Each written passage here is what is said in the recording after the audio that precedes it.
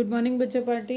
कल जो हम लोग लास्ट लेक्चर में देख रहे थे that is just about the ecosystem, उसका स्ट्रक्चर एंड फंक्शंस को देखे हम लोग। उसमें हम लोगों ने देखा कि जो कंपोनेंट्स थे इकोसिस्टम के, ठीक है, फंक्शंस के लिए रिस्पॉन्सिबल, उसमें productivity, decomposition, energy flow and nutrient cycling.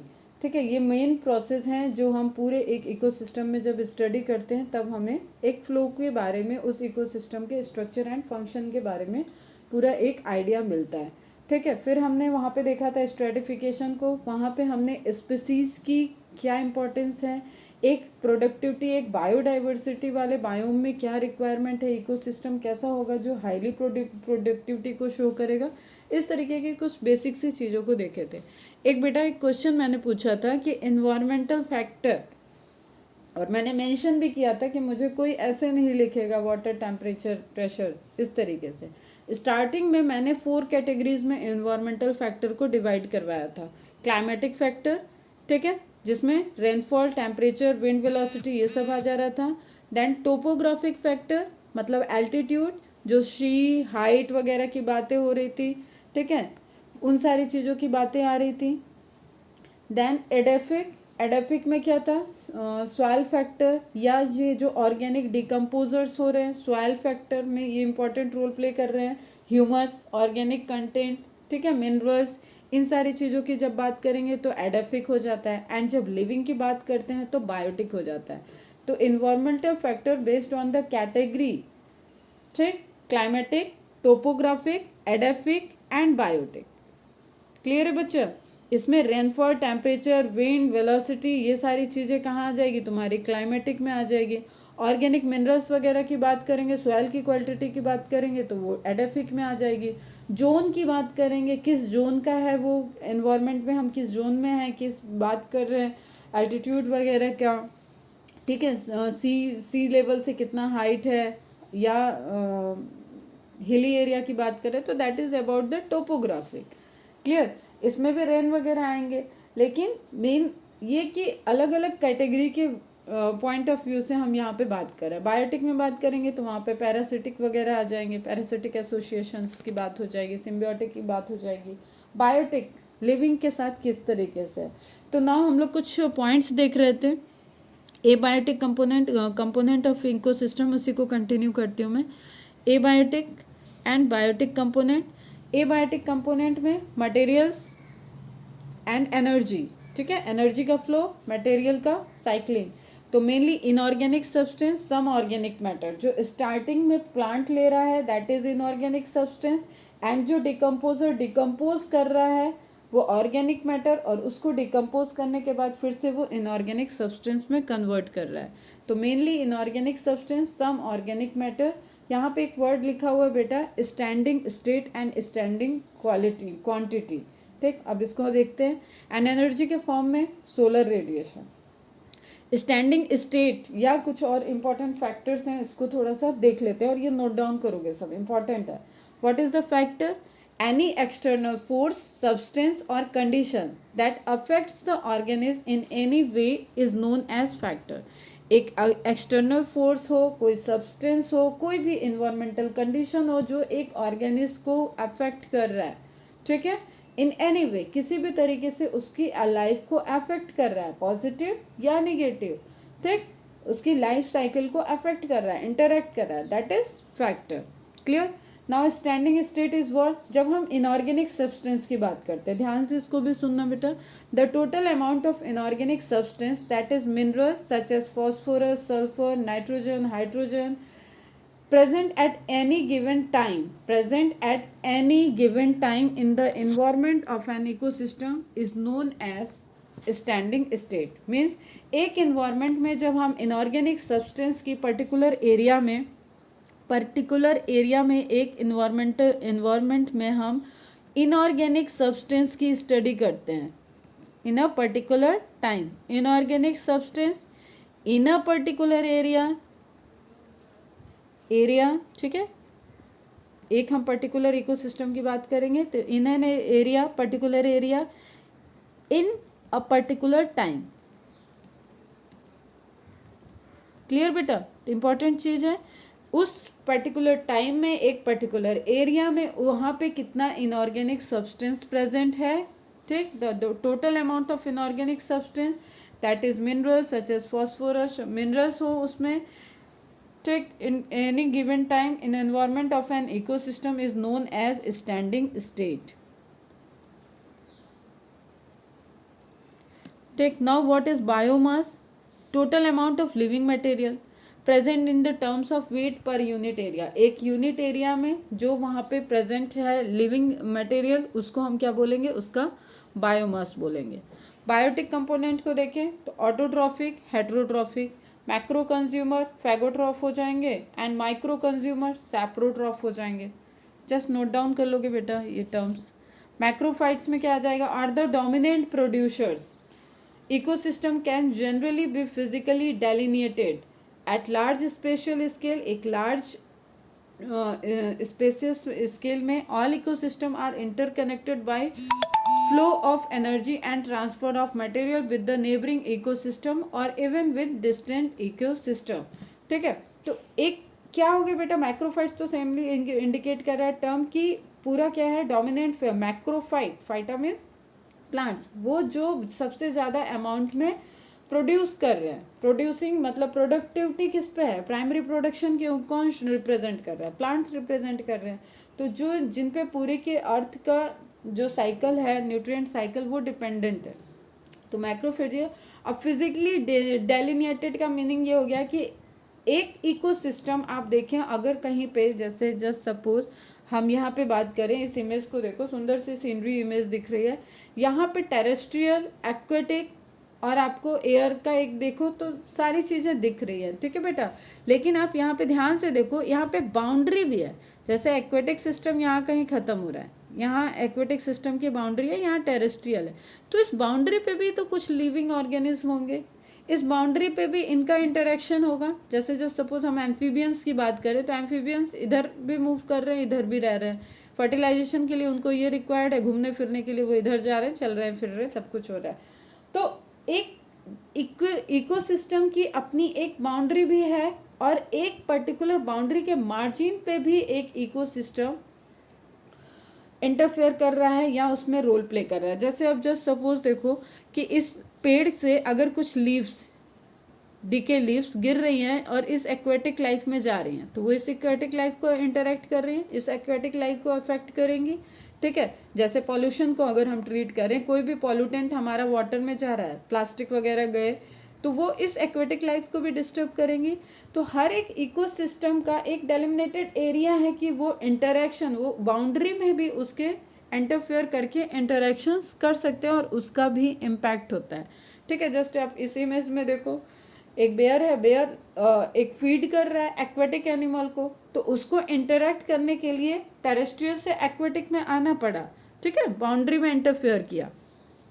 तो biotic and abiotic components are physically organised to provide a characteristic structure of the ecosystem.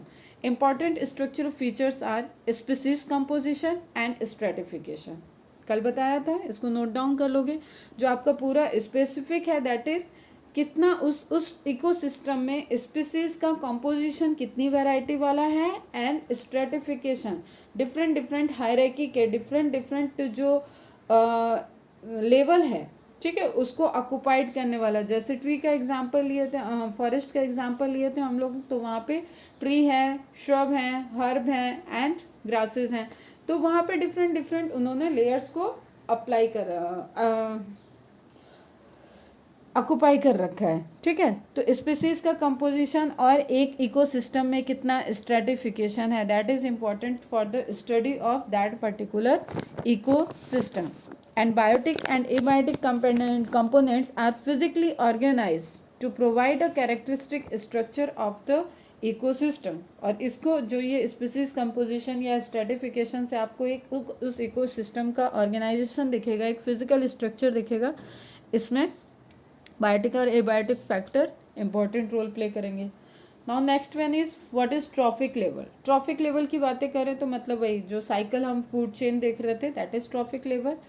On the basis of nutrition, the arrangement of producer to consumer is called trophic structure. Clear?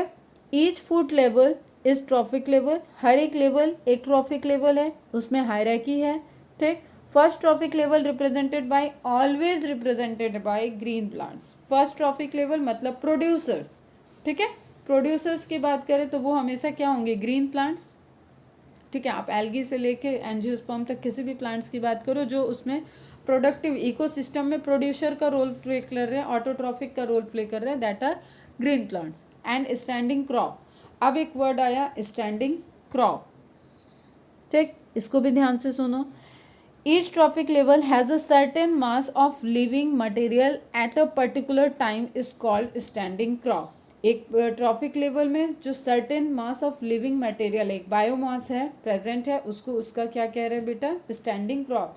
The standing crop is measured as the mass of living organism that is biomass और the number in a unit area. एक particular area में एक particular time में जो standing मास है, standing crop है, that is the biomass organism, ठीक है। लिविंग ऑर्गेनिज्म का जो कंपोजिशन है, जो ऑर्गेनिक कंपोजिशन है लिविंग ऑर्गेनिज्म का, that is the standing crop, ठीक है। अब आपको स्टैंडिंग स्टेट और स्टैंडिंग क्रॉप में डिफरेंस एक ये टेबल बना लेना। इनऑर्गेनिक की बात की गई तो स्टैंडिंग स्टेट था, स्टैंडिंग क्रॉप जब बायोमास की बात की गई तो दैट इज स्टैंडिंग क्रॉप।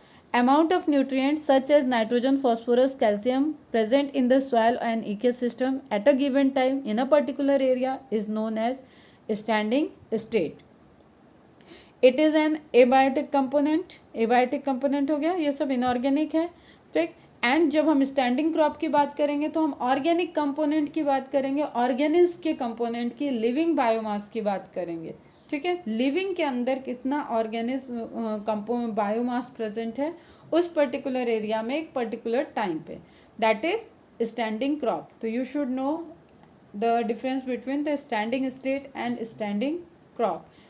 एक एबायोटिक हो गया, एक बायोटिक हो गया, एक में लिविंग की बात हो रही है, ऑर्गेनिक कंपोजिशन बायोमास की बात हो रही है लिविंग के, और एक में इनऑर्गेनिक कंपोजिशन की बात हो रही है।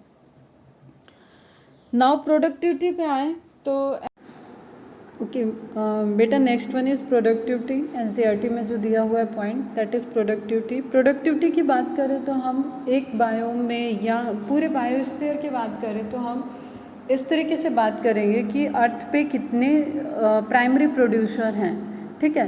तो प्राइमरी प्रोड्यूसर एक तो हमारे माइंड में सेट है, लेकिन अगर हम उसके लेवल की बात करें, primary productivity and secondary productivity, मतलब सेकेंडरी जो हर्बीवोर है, जो प्राइमरी पे डिपेंडेंट था, तो वो भी एक नेक्स्ट चेन के ट्रॉपिक लेवल के डिफरेंट पार्ट के लिए, कार्निवोर के लिए उसके अंदर भी स्टोरेज फूड है जो सेकेंडरी प्रोडक्टिविटी में कन्वर्ट हो चुका है, ठीक है। मतलब उस फूड को जिसको उसने स्टोर कर रखा है या जिसको उसने एक तरीके से कहें तो उसके पास है सेकेंड ट्रॉपिक लेवल के लिए। तो यहाँ पे प्राइमरी प्रोडक्टिविटी को पहले अगर हम समझे तो सन रेज है, सन से डायरेक्ट सन एब्जॉर्ब कर रहा है प्लांट और वो वहाँ पे उसको लाइट एनर्जी को कन्वर्ट कर रहा है केमिकल एनर्जी में, ठीक है। सोलर एनर्जी को केमिकल एनर्जी में कन्वर्ट कर रहा है और वहाँ पे ग्लूकोज का फॉर्मेशन हो रहा है, सुक्रोज का ट्रांसपोर्टेशन हो रहा है एंड स्टार्च के फॉर्म में वो स्टोर हो रहा है। क्लियर बेटा? तो अब इस केस में हम देख रहे हैं यहाँ पे एक ग्रॉस प्राइमरी प्रोडक्शन की बात की गई है, जीपीपी। तो जीपीपी इज़, अगर हम एक पर्टिकुलर यूनिट एरिया में बात करें या एक पर्टिकुलर प्लांट की बात करें किसी भी पॉइंट में, तो उसका जीपीपी क्या होगा, जो टोटल उस स्ट्रक्चर में टोटल प्रोडक्शन हो रहा है, दैट इज़ जीपीपी ग्रॉस, ठीक है। टोटल ग्रॉस प्राइमरी प्रोडक्शन, जैसे यहाँ पे एग्जांपल लिखा हुआ है 300 जूल का, तो 300 जूल उसका ग्रॉस प्रोडक्शन हुआ। सबसे पहला प्रिमिटिव सोलर एनर्जी को ट्रैप करके कन्वर्ट किया उसको केमिकल एनर्जी में, जो ऑर्गेनिक मॉलिक्यूल फॉर्म हुआ ग्लूकोज, उसका कन्वर्जन डिफरेंट फॉर्म में स्टोरेज फॉर्म तक गया और कुछ उसने यूज़ किया।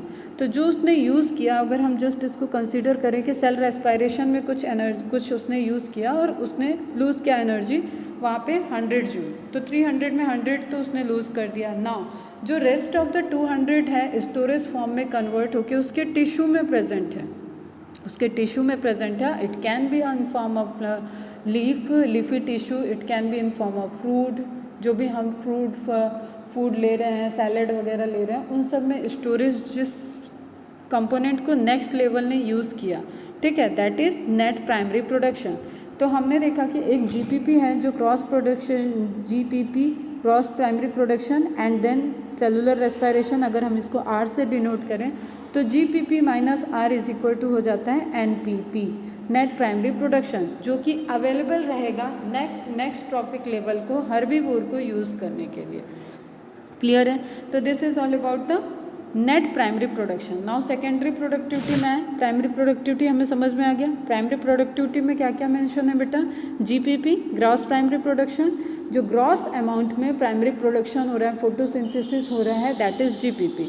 उस जीपीपी में खुद वो प्लांट भी तो उसको यूज़ करेगा ना बेटा, that is the source of energy. उसके लिए अंदर जो मेटाबॉलिक प्रोसेस चलेगा उसमें यूज़ होगा, तो वो माइनस कर दें अगर हम, तो जो रिमेनिंग पोर्शन रहेगा दैट विल बी एनपीपी।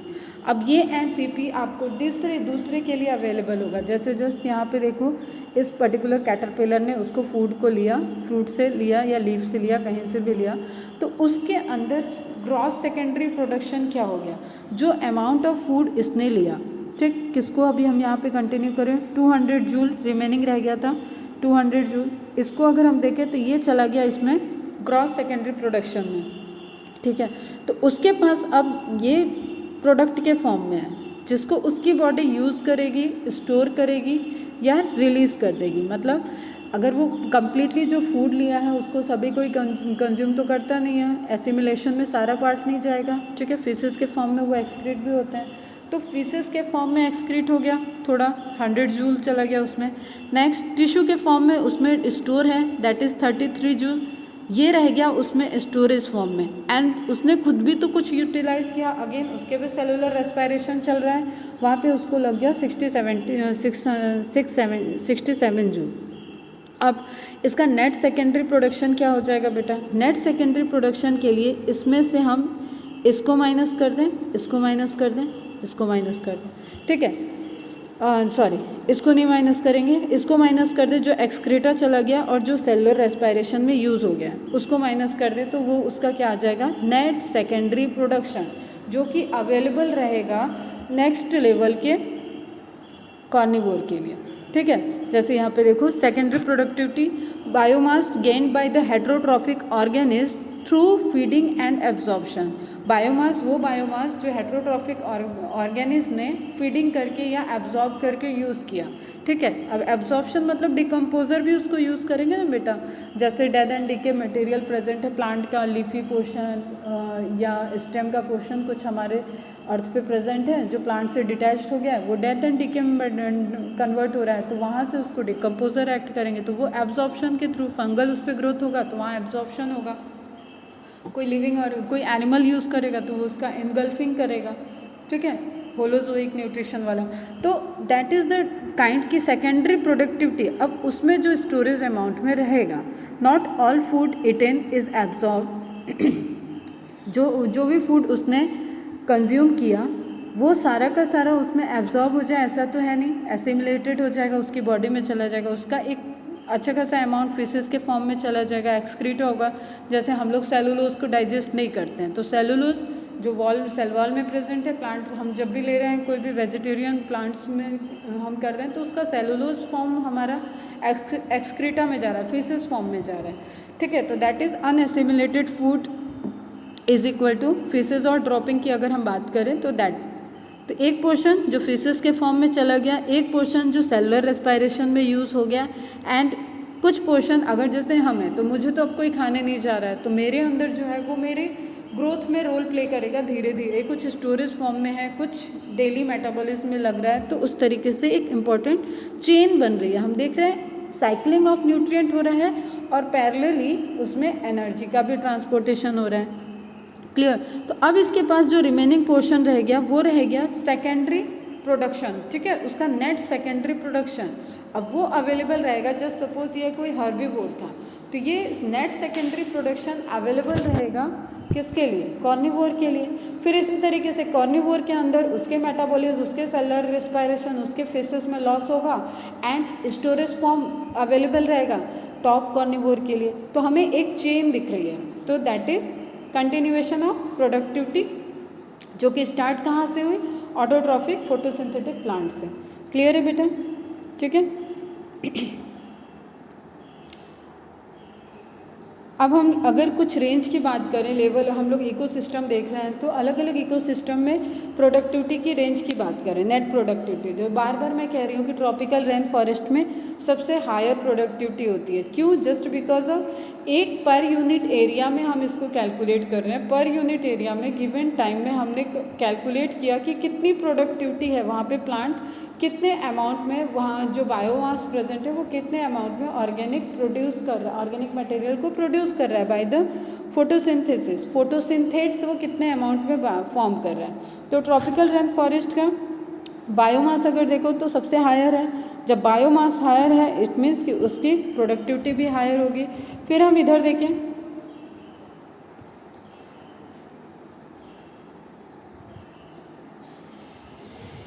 ठीक, अगर हम इसको डेजर्ट से कंप्लीट करें तो डेजर्ट में हम देख रहे हैं कि बायोमास उसका उस पर्टिकुलर प्लांट का मीन प्लांट बायोमास उस एरिया में, पर्टिकुलर प्लांट नहीं, उस एरिया में जो प्लांट्स प्रेजेंट है, डेजर्ट में क्या होंगे, श्रब प्रेजेंट होंगे, हायर ट्रीज, बड़े बड़े ट्रीज नहीं प्रेजेंट होंगे, तो उसकी प्रोडक्टिविटी एकदम डाउन हो गई। तो यहाँ आपको हायर प्रोडक्टिविटी दिख रही है, इधर धीरे धीरे डिक्रीज होती जा रही है एंड डेजर्ट में एकदम डाउन है। तो प्रोडक्टिविटी के लिए ट्रॉपिकल रेन फॉरेस्ट सबसे टॉप पे हो गया। Deciduous, then temperate deciduous, tropical deciduous, then temperate deciduous, फिर कोनिफेरस, फिर सवाना, फिर grassland and then lastly desert. Clear? तो ये हमें दिख रहा है कि एक पर्टिकुलर एरिया में, एक पर्टिकुलर जियोग्राफिकल एरिया में अगर हम प्लांट बायोमास को देखें, कितना प्लांट बायोमास प्रेजेंट है, मतलब कितना लिविंग कंटेंट प्रेजेंट है और उस लिविंग कंटेंट से कितनी प्रोडक्टिविटी हो रही है। तो यहाँ पे एक हमें अच्छा खासा रेंज दिख रहा है जिसको आपको नोट डाउन नहीं करना है, जस्ट आपको ध्यान में रखना है ये ट्रॉपिकल एंड ये डेजर्ट। क्लियर बच्चा? ठीक, एक दूसरा ग्राफ भी देख लो, प्राइमरी प्रोडक्टिविटी ऑफ इकोसिस्टम को डिनोट करने के लिए आप यहाँ पे ध्यान नोट करना, this is important, algal beds, तो आपको ये भी ध्यान में रखना है। ओशियन में जो एल्गल बेड्स एंड क्या बोलते थे उसको, कोरल रीफ, ठीक है, कोरल रीफ, वो भी इम्पॉर्टेंट रोल प्ले कर रहे हैं इसको मेंटेन करने के लिए। तो productivity is rate at which autotroph convert energy to biomass, एक ऐसा रेट है conversion of autotroph convert energy to biomass, solar energy को कन्वर्ट कर रहा है, that is total productivity. High net primary productivity ecosystem whose plants rapidly convert solar energy to biomass, वो जहाँ पे प्लांट की स्ट्रेंथ ज़्यादा होगी वहाँ पे प्रोडक्टिविटी हाई होगी, वहाँ पे ज़्यादा फोटोसिंथेसिस का प्रोसेस होगा और उसमें फिर इंटरनली प्रोडक्शन रेट हाई रहेगा। क्लियर है?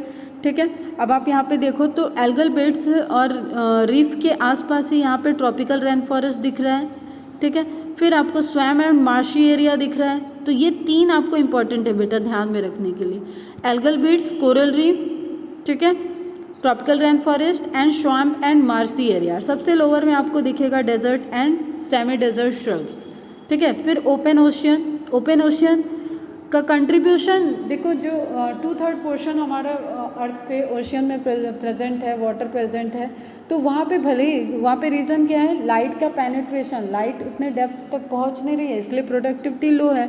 लेकिन किसी चीज़ की प्रोडक्टिविटी लो है इट डजेंट मीन कि उसका कोई कंट्रीब्यूशन नहीं है। तो क्योंकि ओशियन ने एक लार्जर एरिया ऑक्यूपाई कर लिया है, ऑक्यूपाई कर रखा है, उस वजह से उसका कंट्रीब्यूशन तो है, ऑल्दो कि अपने एरिया के अकॉर्डिंग उसका कंट्रीब्यूशन लो है। तो हम यही एक पॉइंट यहाँ पे ओशियन के पॉइंट ऑफ व्यू से भी ध्यान में रखना है बेटा अपने को कि ओपन ओशियन लो प्रोडक्टिविटी को शो कर रहा है, लेकिन ओपन ओशियन का एरिया इतना ज़्यादा है कि वो हमारे ओवरऑल बायोस्फीयर में प्रोडक्टिविटी में इंपॉर्टेंट रोल प्ले कर रहा है। क्लियर बच्चा? एक दूसरा ग्राफ दिखाते हैं अभी हम इसको, जैसे आप यहाँ पे देखो, ठीक है, swampy and marshy area top most पे दिखा रहा है, ट्रॉपिकल रेन फॉरेस्ट के ऑलमोस्ट क्लोज है इस स्टडी में जो आया होगा। फिर वहाँ पे तुम्हें डेजर्ट और ओपन ओशियन को देखो, यहाँ पे एक्वेटिक दिखा है, टेरेस्ट्रियल इसमें ग्रीन से शो किया है, एक्वेटिक ब्लू से।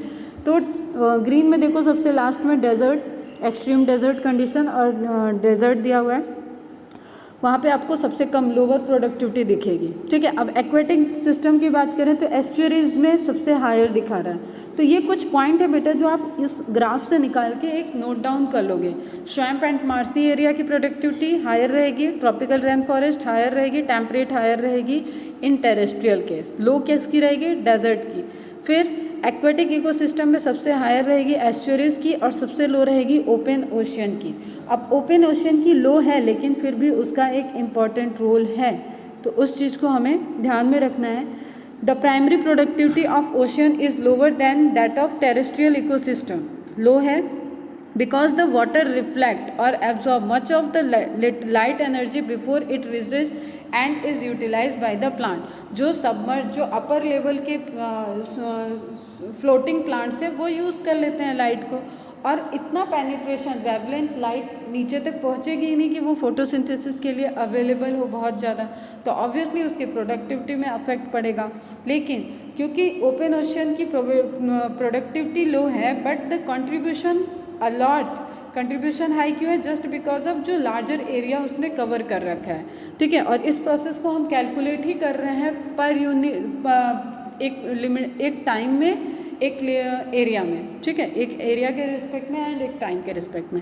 ऑल्दो द ओपन ओशियन, आप ये नोट डाउन कर लोगे, ठीक है। Although the open ocean's productivity is low, the ocean contributes a lot to the earth's total production because of its large size। tropical rainforest also contributes a lot because of its high productivity। ठीक, ocean के लिए limiting factor क्या है? Sunlight, ठीक, तो sunlight limiting factor है लेकिन उसका साइज इतना ज़्यादा है फिर भी उसका कंट्रीब्यूशन इंपॉर्टेंट है। लेकिन ट्रॉपिकल रेन फॉरेस्ट का क्या है? वो ऑलरेडी हाई प्रोडक्टिविटी को शो कर रहा है, तो इसलिए उसका एरिया भले ही कम हो, ट्रॉपिकल रेन फॉरेस्ट का एरिया कंपेयर टू ओशियन कम है लेकिन उसकी प्रोडक्टिविटी हाई है इसलिए वो सबसे ज़्यादा कंट्रीब्यूट कर रहा है। क्लियर बेटा? इस चीज़ को इम्पोर्टेंट एकदम बोलो, ये कोई भी ग्राफ आपको नहीं ड्रॉ करना है, जस्ट ये जो इन्फॉर्मेशन है इसको नोट डाउन कर लेना, ठीक है। कोई भी प्रॉब्लम हो तो फिर पूछना। अब हम देख रहे हैं कि हम बात करें जीपीपी, चलो जीपीपी क्या हो गया बेटा? ग्रास प्राइमरी प्रोडक्शन, ठीक है। ग्रॉस प्राइमरी प्रोडक्शन से अगर हमने ग्रॉस प्राइमरी प्रोडक्शन से अगर हम ये यूटिलाइज करें, जैसे ये हम बात करें प्रोड्यूसर्स की, प्लांट्स की बात हो रही है, ठीक है, उन्होंने कुछ यूटिलाइज कर लिया, रेस्पिरेशन, इसको बुक में आर से डिनोट किया है, तो जीपीपी माइनस आर इसको यहाँ से निकाल दिया जाए तो क्या बचेगा बेटा? एनपीपी, ठीक, नेट प्राइमरी प्रोडक्शन। फिर नेट प्राइमरी प्रोडक्शन सेकेंड, ये फर्स्ट लेवल हो गया, ये सेकेंड लेवल, ये सेकेंड लेवल में हमें दिख रहा है कि यहाँ पे अगेन रेस्पिरेशन एक्टिविटी है, रेस्पिरेशन एक्टिविटी दिख रही है, अदर एक्टिविटीज हो रही है। अब इसको माइनस करेंगे तो ये इसका सेकेंडरी प्रोडक्शन रहेगा, ठीक है, सेकेंडरी प्रोडक्शन रहेगा बचेगा। अब वो सेकेंडरी प्रोडक्टिविटी इसी को बोलेंगे और वो फिर दूसरे ट्रॉपिक चेन के लिए अवेलेबल हो जाएगा। क्लियर है बच्चों? तो इस तरीके से आपको एक ग्राफ दिख रहा है। Primary productivity, total productivity gross हो जाएगी, जो यूज़ किया, नेट यूज़ किया आर, उसको माइनस करेंगे, एनपीपी मिल जाएगा। ये किस में हो रहा है? प्रोड्यूसर में हो रहा है। प्राइमरी कंज्यूमर यूज़ करेगा किसको? जो एनपीपी था उसको यूज़ करेगा। अब एनपीपी को उसने यूज़ किया, कुछ इसमें से फीसेस और रेस्पिरेशन में यूज़ हो गया, जो बचेगा वो सेकेंडरी प्रोडक्टिविटी हो जाएगा, वो थर्ड वन यूज़ करेगा। क्लियर? इस तरीके से एक सीरीज चलती जाएगी। टॉप कॉर्निवोर इसको यूज़ करेगा, ये हर्बीवोर हो गए, ये हर्बीवोर हो गए, ये फर्स्ट जो है प्रोडक्टिविटी हो गई, प्लांट्स हो गए, ये हर्बीवोर हो गया सेकंड वाला, ये प्लांट्स हो गए, ठीक है, ये हर्बीवोर हो गए, ये कॉर्निवोर हो गए। कॉर्निवोर के बाद टॉप कॉर्निवोर आएंगे तो वो इस पे एक्ट करेंगे। ये जो ये वाइटिश शेडेड पोर्शन डिलीट होता जा रहा है। शेडेड पोर्शन मतलब जो एनर्जी उस लेवल पे जितनी एनर्जी यूज़ हो गई। क्लियर बेटा? तो ये तो हो गया ऑल ओवर यहाँ से। अब हम नेक्स्ट देख लेते हैं इसको एनसीईआरटी के पॉइंट ऑफ व्यू से। क्लियर? एनसीईआरटी में देखें तो a constant input of solar energy is the basic requirement for any ecosystem. जो ड्राइवन फोर्स है, ठीक है, जो सनरेज आ रही है वो कांस्टेंट चली आ रही है, यूज़ हो रही है, वो एक ओपन सिस्टम की तरह फंक्शन चल रहा है। तो function and sustain of ecosystem ये ज़रूरी है। Primary production is defined as the amount of biomass और organic matter produced per unit area over a time period. देखो बेटा, produced per unit over area over a time period by plants during photosynthesis. ठीक, it is express in terms of weight, weight के term में या तो energy के term पे, या तो हम न्यूट्रिएंट के टर्म पे बात कर रहे हैं या तो एनर्जी के टर्म पे बात कर रहे हैं, वही चीज़ है। The rate of biomass production is called productivity. अभी हम लोगों ने ग्राफ वगैरह देखा। It is express in terms of gram square, gram per square, year square, मतलब पर ईयर, एक ईयर में कितना ग्राम प्रोडक्शन हो रहा है उसको हम कैलकुलेट करें जब हम वेट के अकॉर्डिंग बात करेंगे, एंड जब हम एनर्जी के अकॉर्डिंग बात करेंगे तो एनर्जी के अकॉर्डिंग हम पर ईयर में उसको एक टाइम लिमिट में देख रहे हैं। To compare the productivity of different ecosystem, it can be divided into gross primary productivity GPP and net primary productivity NPP. Gross primary productivity of an ecosystem is the rate of production of organic matter during photosynthesis। जो वो total का total amount, gross means he होता है total productivity जितना वो produce कर रहा है। A considerable amount of GPP is utilised by plant in respiration. Plant जो खुद यूज़ कर रहा है दैट अमाउंट इज, अगर हम आर से इसको डिनोट करें तो वो अमाउंट रेस्पिरेटरी अमाउंट उससे माइनस कर लेंगे। तो gross primary productivity minus respiration loss अगर हम करें तो हमें नेट प्राइमरी प्रोडक्टिविटी मिलेगी कि वो अमाउंट जो दूसरे के लिए अवेलेबल है, जो हमारे बायोस्फीयर में दूसरे के लिए अवेलेबल है, दूसरे जो ट्रॉफिक चेन्स में आएंगे हर्बीवोर कार्निवोर, उनके लिए एक्चुअली में स्टार्टिंग में कौन सा अमाउंट अवेलेबल है। तो ग्रॉस प्रोडक्टिविटी क्या हो गई, ग्रॉस प्राइमरी जीपीपी जो इनिशियली फॉर्म हुई दैट विल बी जीपीपी, जो प्लांट ने यूज़ किया उसको माइनस कर दिया हमने, तो अब जो रिमेनिंग एंड स्टोरेज फॉर्म में रहेगा दैट विल बी एनपीपी। ठीक है, we can calculate in both respect of mass के रिस्पेक्ट में या एनर्जी के रिस्पेक्ट में हम इसको कैलकुलेट कर लें। नाउ नेक्स्ट वन इज, तो हम फॉर्मूला देख रहे हैं यहाँ पे GPP minus R is equal to NPP. Net primary productivity is the available biomass for the consumption of to heterotroph. अब ये हेटेरोट्रॉफ के लिए अवेलेबल रहेगा। वो हेटेरोट्रॉफ दो तरीके के हो सकते हैं, ठीक है, हर्बीवोर भी हो सकते हैं, उसमें डिकम्पोजर भी आ सकते हैं। कैसे और क्या अभी मैंने डिस्कस किया था। Secondary productivity is defined as the rate of formation of new organic matter by consumer.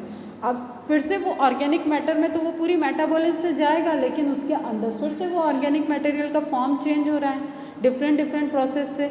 ठीक है, अब हम ऐसा तो है नहीं कि जो हमने पालक खाई उसको पालक के ही फॉर्म में हमने स्टोर कर लिया, नहीं, वो अलग कंपोजिशन उसका चेंज हुआ, प्रोसेस से वो गया, डाइजेस्ट हुआ, फिर वो स्टोर हुआ। तो द अमाउंट सेकेंडरी प्रोडक्टिविटी क्या हो गया, the formation of new organic matter by consumer. जो प्राइमरी कंज्यूमर ने फॉर्मेशन किया अपना ऑर्गेनिक मैटर, जो अब अगर वो कार्निवोर का उस पर फीड करेगा तो वो कार्निवोर के लिए फूड की तरह बिहेव करेगा। अगर हम लोग की बॉडी में बात करें तो वो हमारी ग्रोथ में यूज़ हो रहा है एंड एक बॉडी जैसे मेंटेन है उसमें यूज़ हो रहा है, तो स्टोरेज में कन्वर्ट हो गया। क्लियर है बेटा, और टाइम टू टाइम वो मेटाबॉलिक प्रोसेस में यूज़ हो रही है, वहीं से न्यूट्रिएंट, वहीं से एनर्जी, इस तरीके से फ्लो चलता जा रहा है। Now primary productivity depends on the plant species inhabiting a particular area. एक पर्टिकुलर एरिया में हम बात कर रहे हैं। It also depends on a variety of environmental factor, और ये अनदर इन्वायरमेंटल फैक्टर पे डिपेंड भी कर रहा है। अवेलेबिलिटी ऑफ न्यूट्रिएंट, कितना न्यूट्रिएंट प्रेजेंट है, कितने अमाउंट में प्लांट्स प्रेजेंट है, कितनी स्पीसीज प्रेजेंट है, जो स्पीसीज प्लांट के उस एरिया में प्रेजेंट है उनका रेट ऑफ ट्रांसपिरेशन क्या है, रेट ऑफ फोटोसिंथेसिस क्या है, वहाँ पे सॉइल कंपोजिशंस में मिनरल्स क्या प्रेजेंट है। ठीक है, उस पर ट्रांसपिरेशन मतलब जो अभी हम लोग चैप्टर देख रहे हैं ना रिवीजन में ट्रांसपोर्टेशन वाला, वो सारा कॉन्सेप्ट कि उसके अंदर की मैकेनिज्म कैसे चल रही है, उसके सब एक दूसरे से इंटरलिंक है, तो उससे उसके फोटोसिंथेसिस की कैपेसिटी लिंक्ड रहेगी और डिपेंडेंट रहेगी। ठीक, द एनुअल नेट, अगर हम यहाँ पे अब एक डेटा की बात करें, और ये डेटा इंपॉर्टेंट है, नोट डाउन करना, इसको मार्क करके रखना। द एनुअल नेट,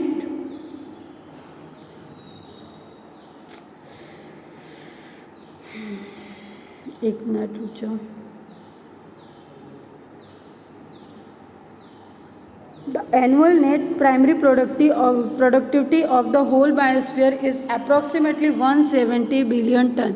अगर हम पूरे टर्नओवर की बात कर रहे हैं कि बायोस्फीयर में कितना प्रोड्यूस हो रहा है, तो that will be 170 billion tonne का प्रोडक्शन हो रहा है, और ये ड्राई वेट कैलकुलेशन है, तो ध्यान में रखना ऑर्गेनिक मैटर का dry wait calculation.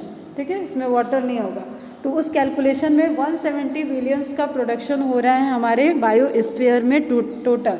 Of this despite occupying about 70% of the surface, the productivity of the ocean are only 55 billion ton.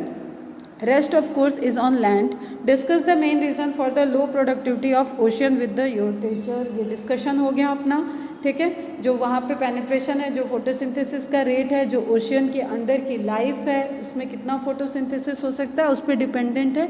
Although जो एरिया है ओशियन ने काफ़ी एरिया कवर कर रखा है, इसलिए उसका कंट्रीब्यूशन 170 बिलियन में फिर भी 55 बिलियन का कंट्रीब्यूशन है, जबकि हमने ग्राफ में एकदम उसको लोअर साइड में देखा है ओशियन को, ओपन ओशियन सिस्टम, ठीक है।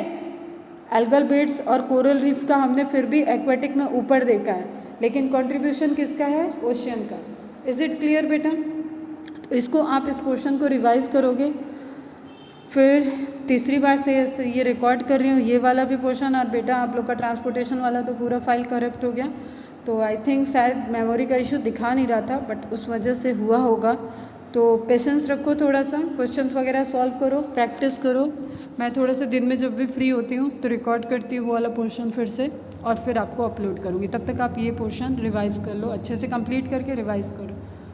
थोड़ा थोड़ा ही पोर्शन लेंगे अभी इकोलॉजी का, जब तक आपका टेस्ट नहीं हो जाता है। चलो ध्यान रखना, बाय बाय, टेक केयर।